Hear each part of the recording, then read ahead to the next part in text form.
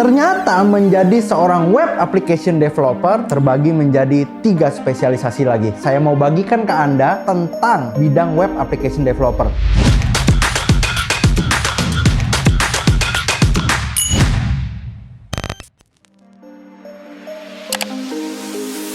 Banyak dari Anda yang saya yakin nggak tahu nih, mau jadi web developer atau mau jadi web application developer gitu ya. Di dalam itu terbagi jadi berapa bidang lagi.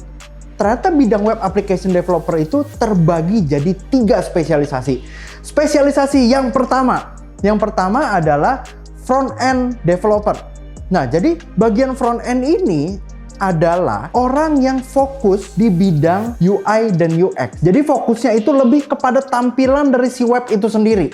Nah, Anda sering nggak sih kita kunjungin sebuah website, kita ngomong website e-commerce saja deh, yang pasti Anda sering pakai. Nah, ketika Anda mengunjungi web e-commerce A dengan web e-commerce B, kadang-kadang Anda bisa ngomong kayak gini, kok lebih enakan yang B ya daripada yang A? Atau lebih enakan yang A ya daripada yang B? Kok yang ini warnanya bikin sakit mata ya? Kok yang ini flow transaksinya agak aneh ya? Saya abis klik ini, saya nyari tombol berikutnya kok susah. Itulah ranahnya front end, teman-teman. Jadi kalau ditanya front end itu penting atau enggak? Ya penting banget. Kenapa? Karena identitas dari sebuah website, identitas dari sebuah brand dinilai pertama dari apa? Dari first impression-nya.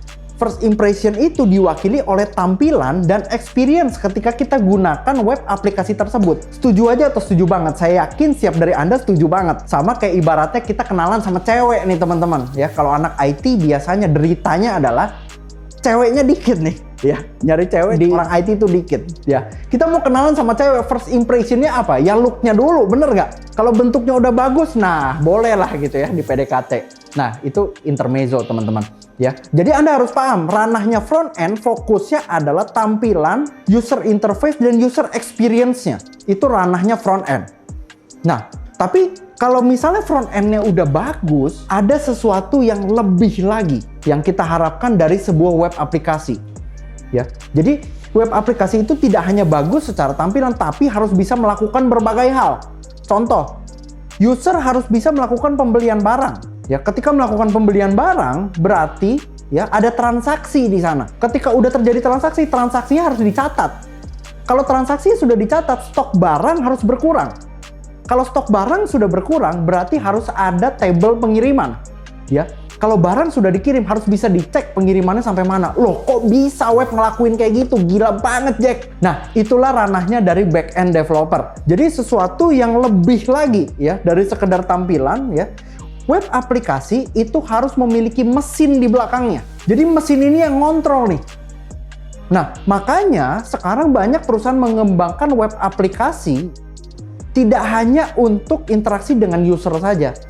Bahkan web aplikasi ini bisa mengontrol operasional secara keseluruhan. Nangkep teman-teman ya. Jadi ini bedanya front end dan back end. Nah, saya pengen bahas sedikit, di front end Anda belajar apa sih? Jadi kalau di front end Anda pasti akan belajar tentang HTML, CSS, JavaScript, framework Bootstrap, ya. Dan juga Anda harus paham apa? Desain nih sedikit-sedikit. Kenapa? Karena pemilihan warna aja berpengaruh terhadap experience dari si user itu sendiri. Nah, itu kalau di bidang front end. Nah, kalau di bidang back end, ini tergantung teman-teman. Jadi gini, di dunia coding itu pasti kita identik dengan bahasa pemrograman. Nah, kita pilih dulu nih, kita kalau mau jago di back end, kita pilih dulu. Mau bahasa pemrogramannya apa? Mau spesialis di bahasa pemrograman apa? Saya bahas beberapa nih yang paling banyak dipakai di industri. Yang pertama adalah bahasa pemrograman Java. Jadi kalau Java, Anda bisa pilih ya frameworknya itu pakai namanya Spring. Kalau Anda pilih bahasa pemrograman yang kedua namanya adalah PHP. Nah, framework yang paling banyak dipakai di PHP ini namanya adalah Laravel. Nah, terus ada yang terbaru ya. Yang terbaru nama bahasa pemrogramannya adalah Go.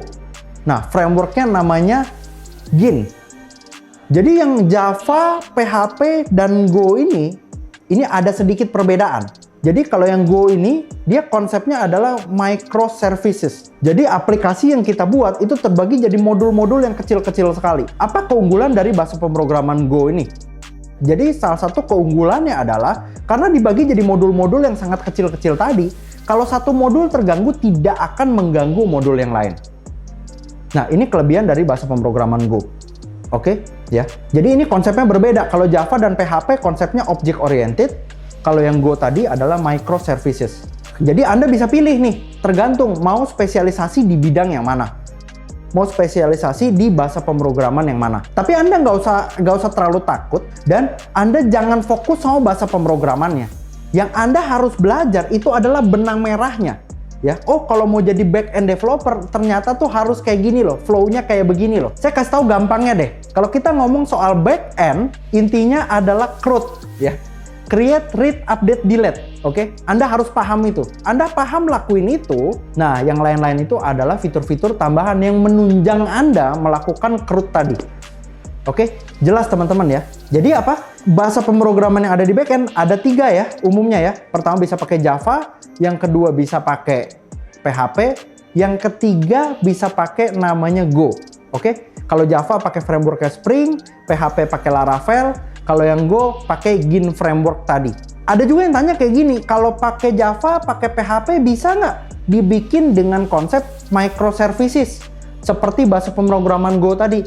Jawabannya adalah bisa, cuman jadi sedikit lebih ribet aja teman-teman. Jadi saya udah bahas ya, kalau Anda mau spesialisasi di bidang web, Anda harus pilih mau spesialis di front end atau di back end. Nah, tapi sekarang ada lagi nih teman-teman, ada lagi satu profesi yang gila banget namanya full stack web developer.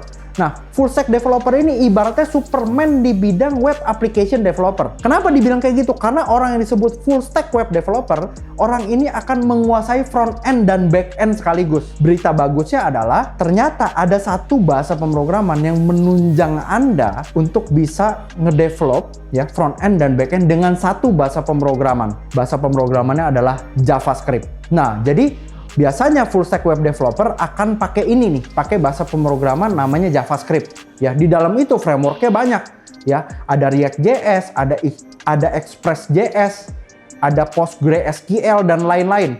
Jadi kurang lebih seperti itu. Bagus gak sih kalau Anda bisa jadi seorang full stack web developer? Ya pasti bagus. Kenapa? Karena dengan merekrut Anda, berarti Anda akan handle front end dan back end sekaligus. Ya, yang tadinya perusahaan harus rekrut satu orang front end, satu orang back end. Kalau Anda jadi full stack web developer, rekrut Anda satu orang ke handle front end dan back end sekaligus. Jadi kesimpulannya, kalau Anda mau jago di bidang web application developer, Anda harus tahu Anda mau spesifik di bidang apa. Anda mau jago di bidang front end, berarti Anda harus punya skill desain sedikit-sedikit. Kalau Anda mau jago di bidang back end, berarti Anda harus jago banget codingnya. Dan Anda harus jago yang namanya troubleshooting. Dan yang paling penting, kalau mau jago di bidang back end, Anda harus paham juga mengenai perancangan dan eksekusi database. Oke? Selain itu, Anda juga bisa pilih nih. Anda bisa jadi yang namanya full stack web developer. Kalau jadi full stack web developer, Anda udah tahu tadi saya udah jabarin panjang lebar benefitnya seperti apa. Nah, buat Anda yang mungkin udah coba-coba belajar tentang web, tapi Anda mengalami kesulitan, atau Anda sudah coba belajar dan sudah bikin project tertentu, Anda boleh sharing dong tips and triknya dengan cara komen di bawah ini ya. Terakhir, jangan lupa like, comment, subscribe, dan nyalakan lonceng notifikasi supaya Anda dapat update terus seputar dunia IT. Oke? Thank you dan see you on the next video. Bye!